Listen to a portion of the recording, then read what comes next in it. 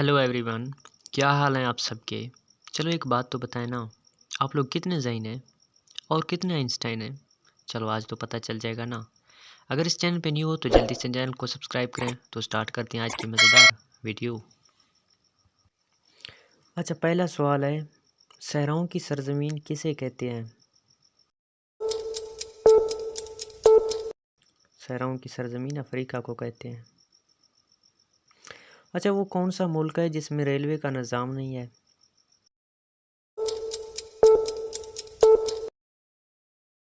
Railway का निज़ाम अफ़गानिस्तान में नहीं है। अच्छा, रकबे के लिहाज से पाकिस्तान का बड़ा सूबा कौन सा है।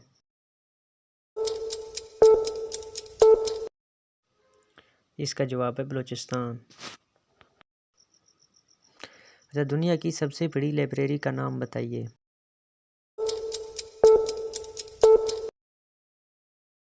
इसका जवाब है कांग्रेस लाइब्रेरी।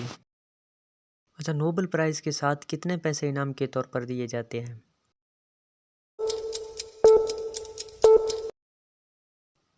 नोबेल प्राइज़ के साथ पाकिस्तानी 10 करोड़ से ज़ायद रकम दी जाती है।